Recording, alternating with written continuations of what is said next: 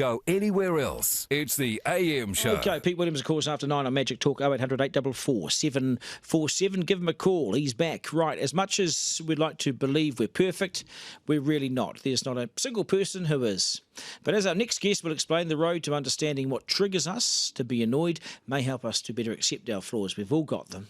You know you've got them. Joining us now to tell us how we can accept our imperfections and live a happier life full of flaws, Flawsome author Georgia Murch. G'day, Georgia. Good morning to you. Good morning. Thanks for having me. How funny having an introduction of full of flaws. Yeah, it absolutely was, wasn't it? Yeah. And we can accept these. There's no problem, you know. We can accept them that I didn't even know they were there. How do we recognise what the triggers are? How do we recognise this? Isn't it? Well, have you ever thought about when you're in a social environment or a work environment and how one person reacts to what somebody said or did and another just lets it go? So in those circumstances, what actually is happening is that we're all wired differently and we all have different triggers that set us off to either get frustrated, annoyed, resentful, whatever it may be. And the thing about that is the reason why we're all different is because we're wired differently. And we all have these triggers, whether it's the nature of the person, whether it's the content of what they're saying, whether we feel like they're incompetent or we have an injustice trigger. We've got all these triggers. And the cool thing about them, if we choose to see it that way, is that they become some data for us to start understanding ourselves and how we react. God, we can really overanalyze this stuff, can't we? Well, why do we create these triggers? Well, we create them like at a high level, it's nature and nurture. So it's how we're wired. So some of us, you know, if you've got any siblings, some are just, you know, you might find that my brother is just one of the cruisiest guys, whereas I'm a little bit more wired. Yeah. So that's the nature of who we are, but also our nurture experiences in life. So good parenting or bad, school experiences that were good or not, and those things start trigger us because of past experiences. So, Georgia, we all do have flaws, but accepting them, you know, like turning them into a positive as opposed to punishing ourselves in them, that's a really hard thing to do. But why is that so important and how do you do it? Well, the thing that I've learned is that we spend so much time pushing away the things that we're not good at because we're ashamed or embarrassed. But if you think about it, we're not drawn to people for their perfection. We're drawn to people because of their acceptance of their imperfections.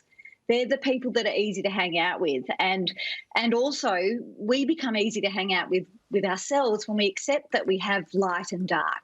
Like I remember doing this podcast last week and we were halfway through the podcast and I just went on this rant. And then I said to Shane, I've just forgotten what I'm talking about. And he said, that's fine, we'll edit it out. And I said, actually, no, let's not edit it out. Let's be fine with that. Let's show people that we're all human and we make mistakes. So I could have gone away and assassinated myself about that, or I could have gone, that's okay, because I'm normal. human and It's I make normal. mistakes. It's normal. People stop mid-sentence and can't work out what they're going to say anymore, Mark. No, I've remembered my question. And it's so, are you saying that when you identify what is a personal flaw, don't try to improve it or mend it, just accept it? There's a crazy notion, right? It's even this word flaw that we have so much attachment to it that it's a bad thing.